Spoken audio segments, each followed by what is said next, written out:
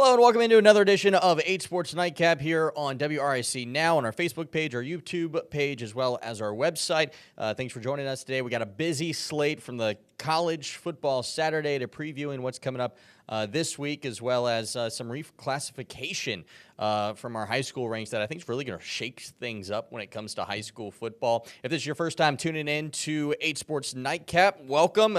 Just a little commentary of what happened, from my view on the sidelines of whatever game I was at last week to talking about just kind of the grand scheme of Central Virginia sports from UVA, Richmond, Virginia Union, Virginia State, Virginia Tech, and everything that's going on in the sports world. And we got a lot to get to. If you're watching on Facebook, I got my comments pulled up here. If you have any comments or questions or some thoughts that you have, feel free to share them, and I'll try to get to them as we go through the show. So let's get started with where I was at to start my Saturday. I made the trip to Blacksburg for the first time as a journalist, which was exciting. If you don't know my background, I am a Virginia Tech graduate. I graduated in 2018. I grew up going to games in Blacksburg. My father was a graduate from there as well. So Virginia Tech has always kind of been a part of my life for sure. As a journalist, I try to do my best to stay, towards the middle of this thing. But it was a special moment for myself to be on the sidelines of Virginia Tech, a full circle moment, if you will, from being a student to now a sports director here at WRC ABC 8. And so with that said, it was a little disappointing to see Virginia Tech's comeback fall short as they fell to Rutgers on Saturday 26-23. Kyron Jones in this game started slow. He finished with 137 yards passing. Brashul Tootin was the big storyline in this one. 3 scores for him, 137 yards on the ground. Jalen Lane led the way receiving as well. With that said, let's get straight to the video here. I got a lot of awesome video from my experience in Blacksburg. And my video here started in the wrong spot. There it is. Look who was on the sidelines of the Virginia Tech game. Tyrod Taylor made his appearance, as well as former Super Bowl winning coach Bruce Arians. Black choppers above for Enter Sandman, which was pretty cool to see from the sidelines. Just one of the few times I've had the privilege of being on the field for Enter Sandman, as Coach Brian and company were excited to take on a Rutgers team that came into this one with some success. They knew they were going to be a good team. Rutgers were underdogs in this game. Virginia Tech, I think, finished as a 2.5-point favorite. The place was rocking between Virginia Tech and Rutgers, and the Hokies started the game great, big sack there, but that's when Rutgers just kind of got physical, showed them what a big team is, ran the ball down the field, took a 7-0 lead with that touchdown there for the Scarlet Knights. They would go on to score in a very similar fashion later on, as well as the Hokies offense struggled to find its footing early. That was one of the few first downs that they had in the first quarter. That's kind of been the storyline with this Virginia Tech team over the past few weeks, right? Is have they been able to move the ball down the field to start the game? They've started so slow versus Marshall, versus Vanderbilt. Their game against Old Dominion was really the first time that they were able to move the ball early. And again, it put them in a bad situation in this game against Rutgers. They trailed 14-0. They didn't get a safety and trailed 16-0 to start the game. And then this play right here kind of opened things up for them. It's Jalen Lane on the receiving ends of a great pass from Kyron Jones that set Virginia Tech up into the red zone. And they got on the scoreboard with a Brashul Tootin touchdown, like I mentioned earlier, one of his 3 scores on the day. Looks great in this game, no surprise there, right? But that pass to Jalen Lane was really the first time that they had thrown the ball downfield all game, and it opened up the running game. Then the defense got a big stop in their own red zone. Mansour Delane forced the fumble, but from there, the safety happens, and that's what made it 16-7. I think these plays were actually out of order there. Following that, this is the safety play. Rutgers gets into the backfield. Kyron Jones was actually stepped on by his own offensive lineman on that play, and he is currently he's going to play on Saturday, but he's not 100% currently. This is the 3rd touchdown of the day for Rutgers. This, at the time, made it a 23-7 ball game. And then Virginia Tech finally kind of got their footing on defense. A lot of great stops. They benefited from a couple of Rutgers missed field goals in the game. But the defense, other than those first 2 plays, or rather drives to start the game, played really good. Antoine Powell-Ryland in the backfield for a big sack there. And on the next play, he gets another sack. This one's a huge hit from probably a former or a future first round draft pick. This guy's the real deal. Obviously had a Virginia Tech historic game against ODU a couple of weeks ago, and had a great game against Rutgers. And the defense kind of opened up the offense, right? They were finally able to pin their ears back a little bit, play with some confidence. Big catch here for the Hokies to put them into the red zone, then a handoff to Tootin around the left side. Got some great blocks. He's in for the score, and all of a sudden you go from down 16 to now down just to score if you get the 2-point conversion. You know, you had to score twice to get 2-point conversions. Wasn't going to be easy, but that's what they managed to do. There's your first 8 points. Benji Gosnell on the receiving end of that one.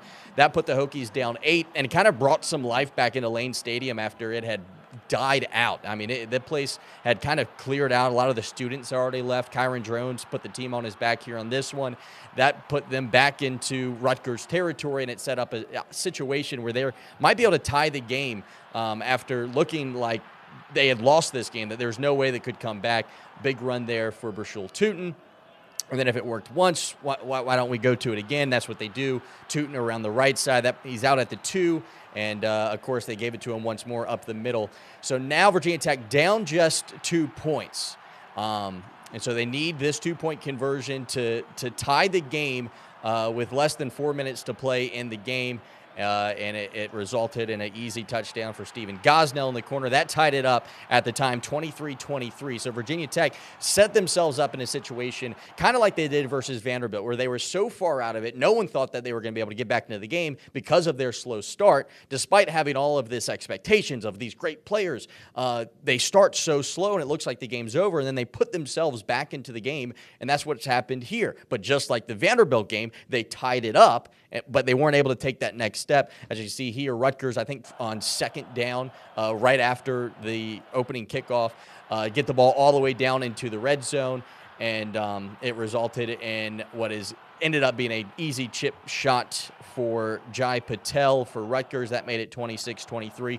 Virginia Tech gets the ball back with 2:02 left on the clock. So they're going to get the 2-minute timeout, and they had a timeout of their own, I believe, at the time. But Kyron Jones' pass was tipped and then intercepted, and Rutgers took over.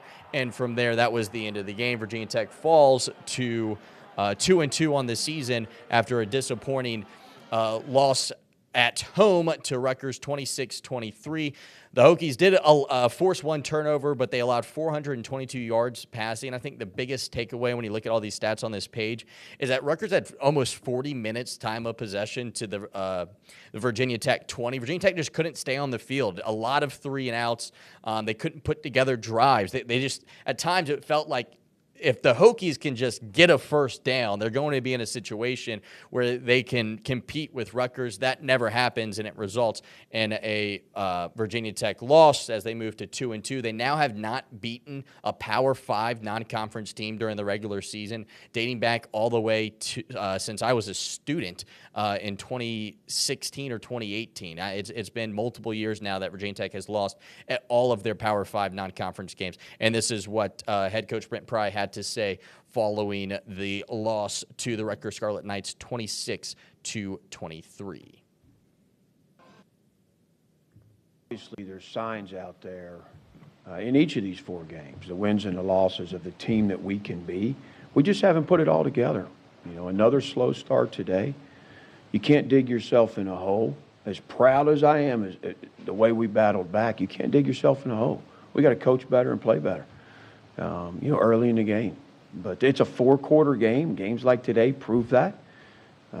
You got a chance to win it at the end, and you know, they made 2 good plays, and we didn't make enough of them.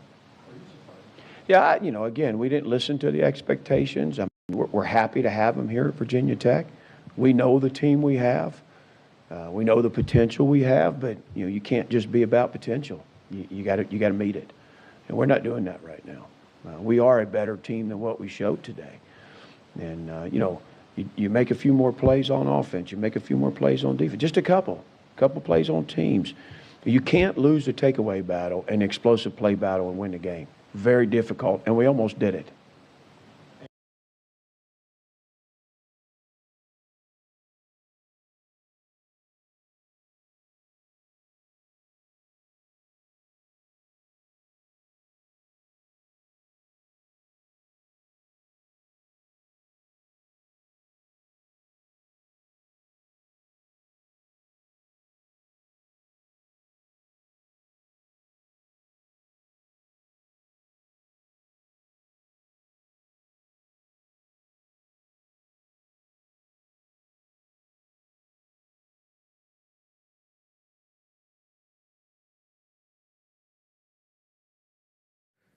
you think of that Florida State game. Sorry, I know my mic was off there. Let's restart here. Virginia Tech, that was head coach Brent Pry following the loss. The Hokies not living up to the expectations that so many people had put on them before the season, and maybe those expectations were not warranted. You talk about last season, that loss to Louisville late, the loss at Florida State. Maybe those expectations were too high for Virginia Tech. And, of course, Virginia Tech's Brent Pry and the players are going to say, yeah, we can do this. You know, they're a confident football team. But when you look at the slow starts now versus Vanderbilt, Rutgers, as well as Marshall, it makes you question just how good this Virginia Tech team really can be come the end of the year. So let's talk about what they're going to face off against this Saturday, or rather Friday, I should say. Friday night, they play the number 7th ranked team in the country, the Miami Hurricanes. Their quarterback looks like a Heisman candidate. They're number 7 for a reason. They're the front runners to win the ACC, and I think everyone thinks they will. They are a 19-point favorite against Virginia Tech at home on Friday night at 7:30. They have the primetime slot over on ESPN. And it'll be interesting to see if Virginia Tech responds, kind of like how they did following that Marshall win. They looked really good when they went on the road to Old Dominion. We'll see if that similar thing happens or if a more talented Miami team does end up winning by multiple touchdowns. And because the game's on Friday, head coach Brent Pry did not speak with the media today. He spoke with them yesterday as they have a short week. And this is what head coach Brent Pry had to say about the Hurricanes before practice yesterday. Top 10 team that's played really well through 4 games. I would think a Heisman candidate type quarterback. He's got some gaudy numbers right now, but an excellent offensive line, a good ground game, a fast and explosive defense. So we got our hands full, but again, it's a really good opportunity for our team. We just got to improve this week. All right, so that was Virginia Tech head coach Brent Pry on the Miami Hurricanes. Let's turn our attention down to UVA. They get a big win over Coastal Carolina, 43-24 last Saturday.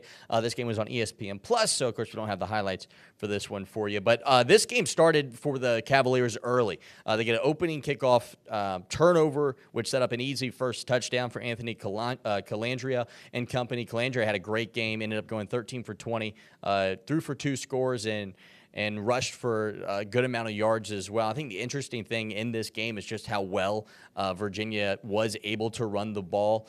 They had 5 different players rush for at least 9 times. 5 different players rushed the ball 9 times. That's unheard of at this level. UVA had a great game. Calandria had a big run late in the first half, which would lead to Virginia taking a 27-10 lead into halftime. From there, they never really looked back. They stayed aggressive in the game, which I really liked. You saw them really open up the offense. So many times in years past, we've seen UVA kind of shut down when they get a lead and try not to lose. That was not the case at Coastal Carolina this weekend. They stayed aggressive. Calandria hooked up with Malachi Thomas for a great touchdown at the start of the fourth quarter, which at the time made it 43-24, and that was the final. There was a lot of excitement from Coastal Carolina fans with the news that UVA was coming to town. The Cavaliers, with the season they had last year, only winning 3 games, I think a lot of Coastal Carolina fans thought that they had the ability to pull off an upset over a Power 5 team. That not the case. This year's UVA team looks like they've taken that next step. You think back to last year, how many close losses they had. Maybe this last year's team doesn't win this game this year. But underneath Calandria with another year of experience, Tony Elliott seems to get things going in the right directions. And the Cavs are halfway to bowl eligibility. They got 3 wins already as they move to 3-1 on the season. And they look really good. I think they got to be happy with where they're at. They obviously lost to Maryland last week. And because of that, they now turn their attention to their bye week as they will host Boston College next week, who's 3-1 on the season. But the big storyline in this game was their rushing for the Cavs. They had over 300 yards rushing, and this is what head coach Tony Elliott had to say following the win over Coastal Carolina. And we got a really, really good Boston College team that's coming to Scott Stadium and challenge the guys in the locker room, before coming to speak with you all. Man, we got to do a better job of defending our home turf. That's going to be the focus, for the next 2 weeks is, getting healthy and then getting ourselves prepared for a really good football team that's coming to our house.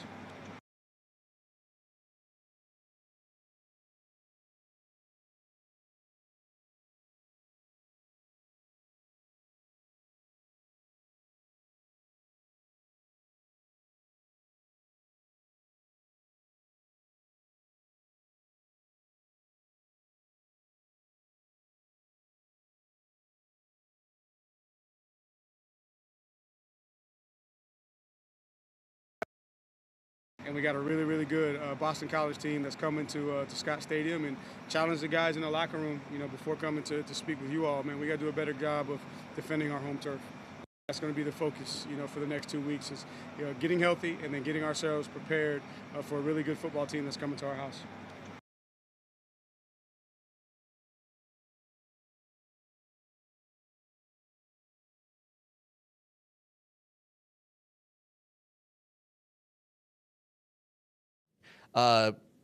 Let's turn our attention to the Richmond Spiders. They moved to 2-2 on this season as they get a 38-24 win over the Hornets. Camden Coleman had a great game for the Spiders. He started in the absence of Kyle Wickersham, who was the starting quarterback for the previous 3 games, but he was kind of banged up coming into this week, and so Camden Coleman got the nod to start. We've seen Camden have a couple of drives that he's led for the Spiders over the first couple of weeks, so wasn't that big of a surprise to see him play well. He throws for over 300 yards, 2 touchdowns, did throw 2 picks, but the biggest storyline, Zachary Palmer-Smith, 32 carries against the Hornets for 207 yards and 3 touchdowns. He also added a 59-yard reception for a score, so a huge game for Zachary Palmer-Smith as the Spiders move to 2-2 on this season. I think the biggest takeaway from this game, though, was probably the post-game interview that head coach Russ Huesman had following the game. It's a multiple-score touchdown. The Spiders move to 2-2. All should be good. You go on the road and get a win. But when you're talking about Coach Huesman, he's going to expect more out of his team, and that's kind of exactly what we saw with his post-game interview. Check this out. We got the win, obviously, to get this one, to get out of here with a win. But I told the team in there, we left 28 points, like easy points, 28, that like easy points, probably 35, 31, 35. We just left. They gifted them to us, and we didn't take advantage of it. And that's what I saw in practice. We just, whether we overthrow or we drop one or we throw it out of bounds or whatever it is, if we don't do it in practice, we ain't going to do it out here. There's no way that game should have been 38-24. It should have been 60. And not taking anything away from them, but, to throw a couple interceptions in the red zone. And I'll give Cam credit. He came out, he made some big plays, big throws, big plays. I'll give him credit. But if you want to be elite and you want to be a great quarterback, you're going to make all the throws. And but again, Cam's a gutsy player. I love Cam. We all love Cam. He's a great leader. But he has to make a license. And we cannot drop balls.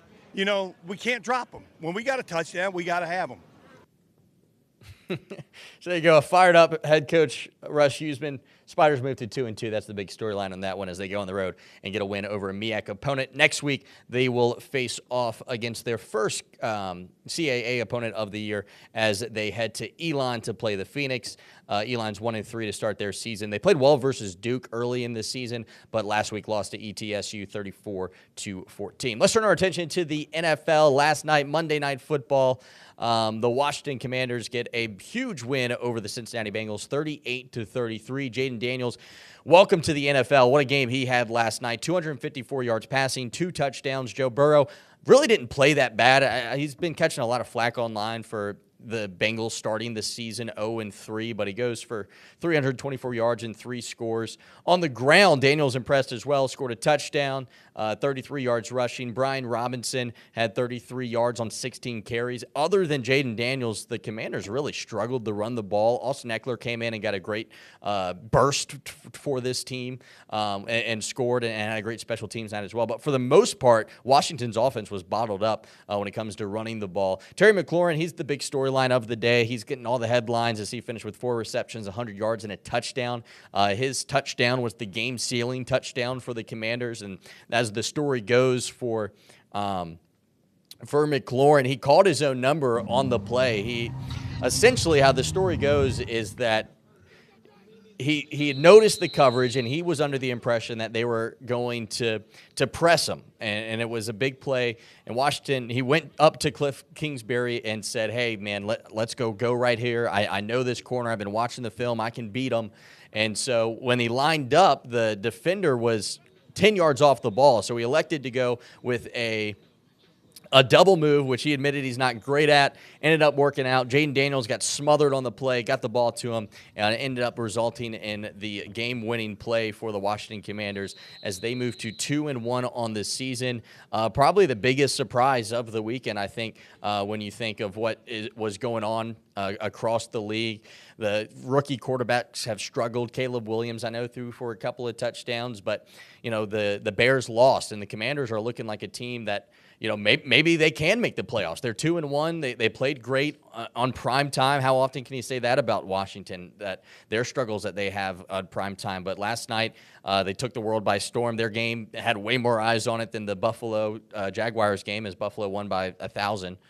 But a huge win for the Commanders. They move to 2-1, 38-33. Next week, they hit the road for Arizona as they take on the Cardinals team, who's 1-2. Little interesting fact for this one: Commanders are going to leave early this week, and they're going to hold a couple of practices at Arizona State. So that's kind of a thing that you're seeing across the league more often. Teams trying to beat the jet lag, and that's what's on the docket for Dan Quinn and company. In fact, we have